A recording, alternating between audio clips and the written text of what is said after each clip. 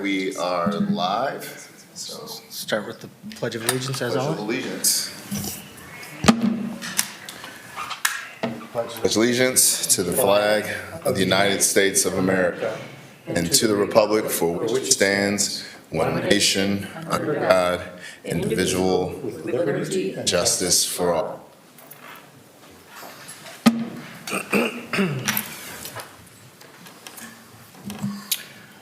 Call the meeting to order. Yeah, do I have a motion to call the meeting, or do I call the meeting to order?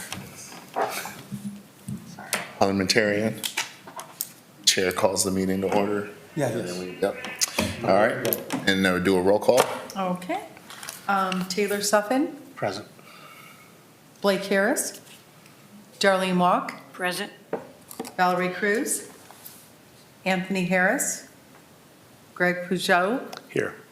Alexandria Esposito, Kirsten Pooh. Here.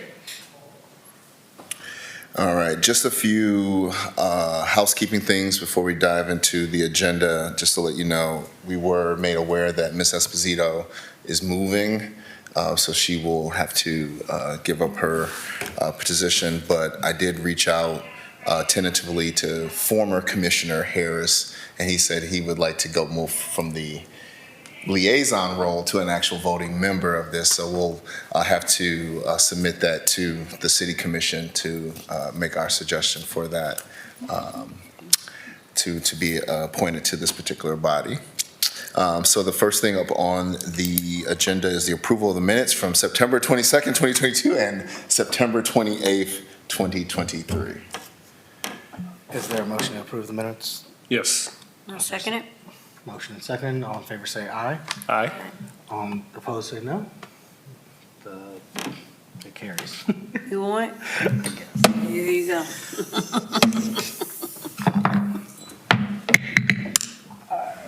All right. I'm trying to find the agenda, sorry. You need a copy? Yes, if you have one. Yes. Tried to print one, but my printer needed an update, so. Greg, you want one? Yeah, if there's one there. Thank you. Thanks, Marcus. All right, second up is nomination of officers. And I do not want to be nominated, so just put that out there. It would seem that Blake would be a really good officer.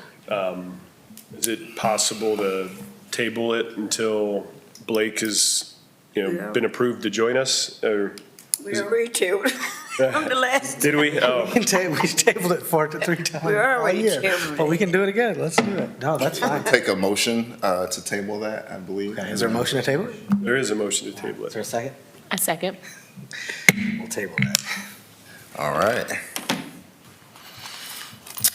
And in terms of the DEI strategic plan evaluation report, I did send out a copy to you all. And this is a program evaluation report. It is lengthy, as typical for program evaluation reports. But I was hoping to see if you all had an opportunity to peruse it and if there was any particular feedback from that before I finalize the report. I would be definitely willing to take that. And if you don't have any at this time, I'm looking to try to finalize that by the end of the year. So if you do have any suggestions or feedback for that, that evaluation report, if you have something now, Do you want definitely us to take it. email it to you directly? What was that? Do you want us to email anything we have to you directly, or would you, I think there was a. Yeah. If you do I don't email wanna something, reply that. I was just straight to you. So if you do email the feedback, do it to me directly, because if you reply all, then that creates a public meeting that is not public. So definitely we'll That's what I want to thought. do that. But it is a comprehensive program evaluation that started through the process of really defining the program. That's what your logic model is, your theory of action, your theory of change. And so those are located in the appendices. And then you move on to the data gathering phase, which was a resubmission of the survey, taking those results, and then analyzing the data using different methodologies, and then looking at the organizational assessment year over year, to provide a little context from where the organization was the year that when we first initially started this, and then where we are now. And in the report, it does state in a variety of different ways where there has been improvement both organizationally in the assessment and then also in employee sentiment. And some of the things that I thought that were most optimistic and finding was those findings around employee sentiment in terms of like belonging, feeling like they belong, feeling like the workplaces are inclusive, voicing their opinions, feeling like their performance is evaluated fairly, and confident that they can develop their careers with the city of Sandusky. I think that's a big one. I think there's also room in that though, as you can see in the distribution of responses, there's some room, I think, for really fine-tuning the messaging around some of those things and making sure that people understand just how progression can be made. I know on the union side of things, it's laid out in their contracts. It's laid out in their collective bargaining agreements, how they navigate promotion. But in the administrative side, I think we can do a little bit more work in clarity in terms of that. And then the high level, I think the strengths of the organization, just in the commitment to the work, but the needs and priorities, some of the areas of improvement, we found like in answering the questions, there are some discernible differences in the disaggregated answer to the questions based on age. And then also some differences based on race, and not much on gender, but when you take the questions and you disaggregate it based on these different age ranges that you had, you see different perceptions for a variety of different questions, which means that there's certain pockets of employees who may have a perceived difference in terms of different questions that we have in there. And so I think gives you a good idea of like where your focus areas need to be going forward in terms of messaging and reaching out to different segments that may have a different perception on a variety of different questions.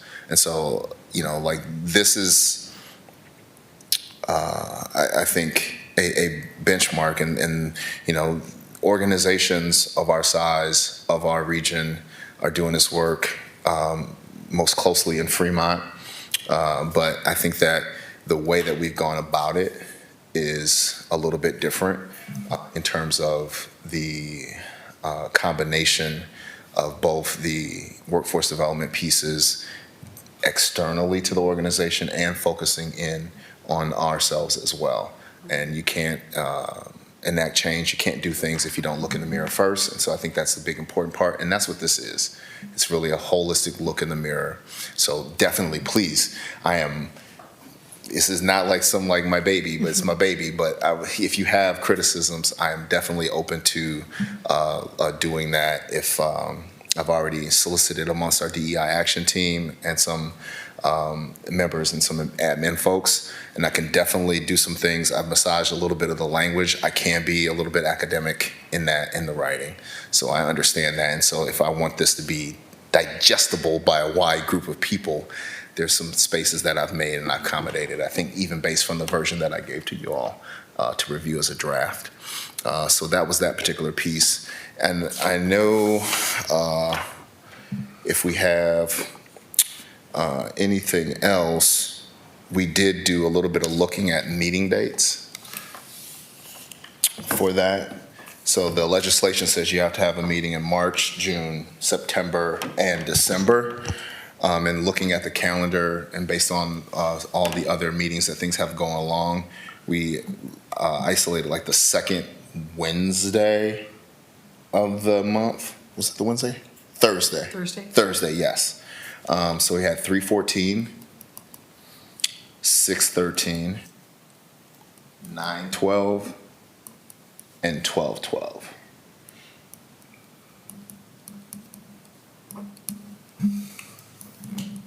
As dates that we have. So those dates are set by legislation by the chair, but Mr. Vice Chair, throw those to you.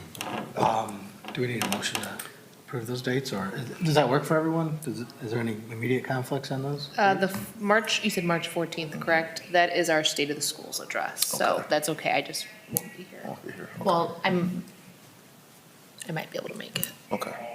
3, 4 o'clock? Yeah. I can make it. 4 o'clock. I can make it, yeah. I'll be here, that's fine.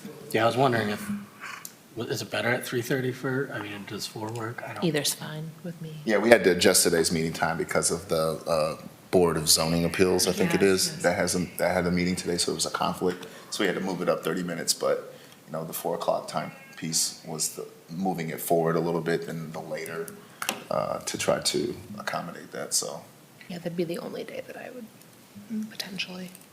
okay. Yeah, I don't have one currently, but is that something we can get an email out? Yes, so get an email out to the entire body, and then we'll have those dates on the city's website too, on the calendar, so they'll be on the website as well. I think, do we have to meet 4 times a year? I mean, so if one of those gets pushed, do we have to squeeze another one in? The legislation states that there's meetings in those 4 times a year in those months, is that they designate those particular months for the meetings. It's not clear, it's unclear, as it has to be 4 times a year, but it does state that those are the months that there needs to be a meeting in March, June, September, and December. Okay.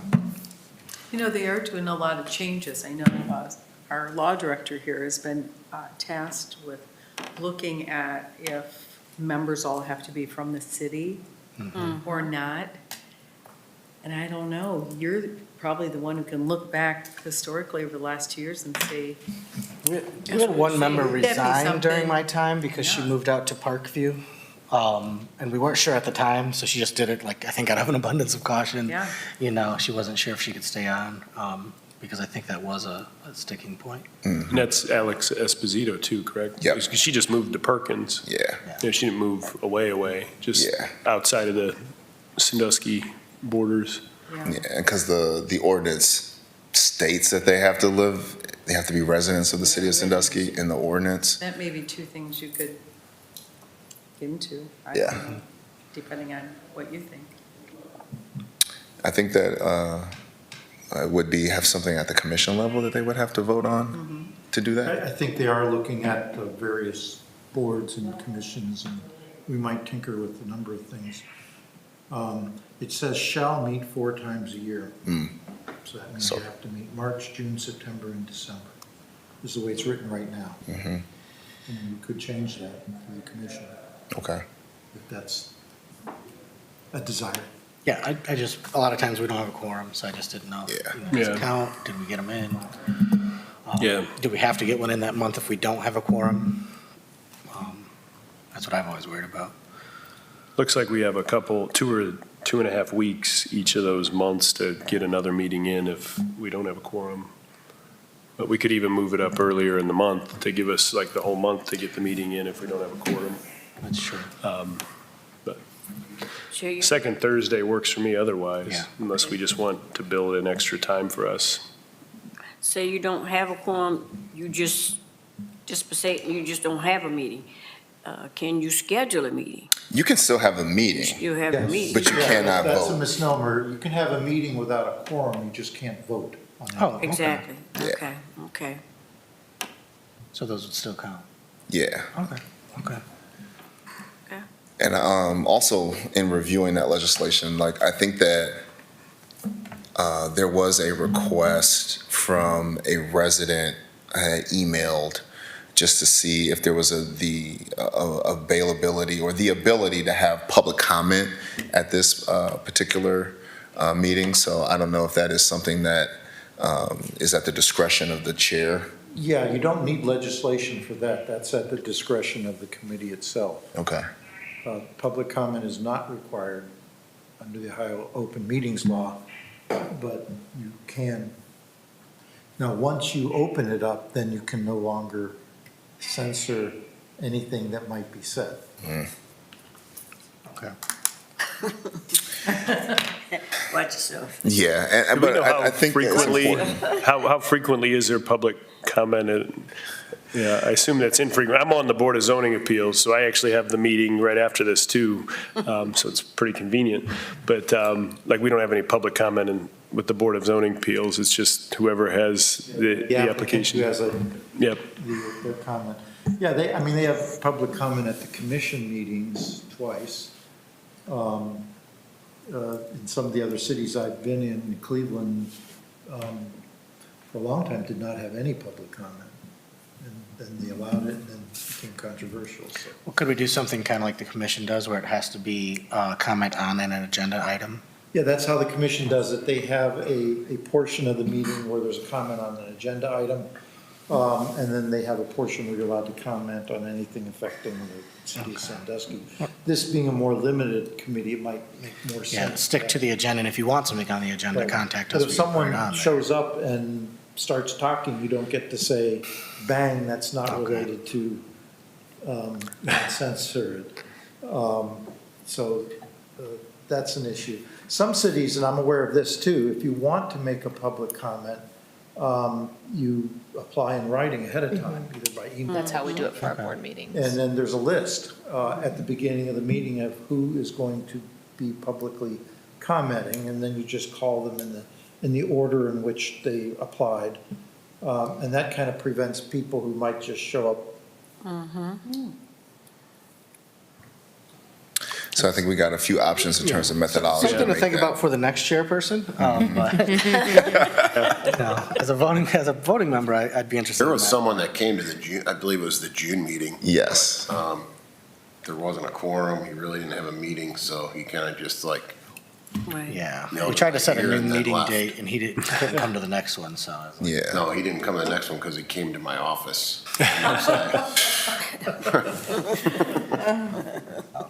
Yeah, and also in that review, looking at those things, and anybody in the public that's listening, like this particular body and this thing is to, bring forward to our committee members and those people in the community, any issues, whether perceived or actual feelings of any type of like discrimination or, underrepresentation. And so it is the hope that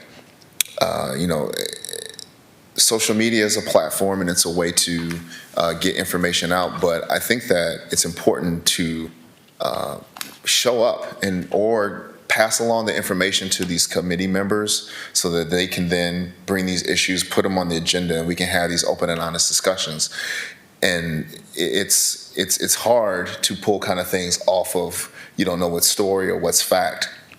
And so to be able to come to something like this, to bring those concerns forward, I think is important for anybody out there in the community that's listening or watching to understand that there is a place that you can bring, if you feel the commission meeting is too formal, that you can come before this body to bring issues and they can make recommendations to staff. They have the ability to, if I'm not mistaken, publish reports and do some research and things to bring forth suggestions to staff about different issues. And so I think that having this opportunity for people to bring things forward in this setting, I think is important, and hopefully to get more in an interaction, engagement, and words to you. And if you don't want to come, definitely bring whatever your concerns are to these committee members, that they can then address that, and then we can respond as city staff and city employees, or do the necessary investigations that we need to do in order to make sure that these concerns are addressed appropriately, because we have limited capacity to do things in a social media way. This is the way that you interact with government in these types of forums. And so hopefully in this upcoming year, that if there's anything out there that people have concerns about, they can bring it forward to us. Yeah, I mean, I think that a lot of times people go to the city commission meeting and want to spew whatever they want, but this is a vehicle. This is the vehicle that you should go through if you do have a grievance or feel like you've been marginalized in some way by the city or ignored by the city. You should come here so that we can air it and then make a recommendation to the city. It would have some more weight than just showing up and complaining for anybody out there. Yeah, I agree. Is anything else that we have on the table, or any new business or things that you want to discuss? got no new business. Anyone else? Nope. All right. Has everyone met Stu, our new law director? This is Stuart Hastings, Seems- the law director at the city of Sandusky, and he's jumped in full-fledged. Welcome. He's really Welcome, Stu. doing a great Happy to job. be here too, so. Good to have you. Glad to have you. Yes. I've met him before. And we had talked, in previous meetings years back, we used to get an update from like, the Neighborhoods Initiatives Coordinator. I don't know if I know she was wearing a lot of hats. I don't know. Is there a way to ever get an update like that? That particular position, the neighborhood initiative, that was Talon's position, if I'm not mistaken. It's talents. And then- Yeah, so that role, but some of that work that was taken on, I think I can connect with Colleen. I know that like Colleen had gotten the job, but I think like her job has morphed if I'm not. Oh, yeah, mistaken. yeah, she's the community development director now, but I think that to get an update more on where that is and where that's at, I can definitely pass that along to see if we can get some of that, All right. that sprinkled in here too. And the city's embarking on a new strategic plan process in 2024 too as well. So there should be a lot of opportunities for community engagement and impact as we kind of mold together the new direction for the city in which we're going to go. With that, do we need a motion to adjourn? Motion So to adjourn. move. Second it. Got All my in favor, chicken say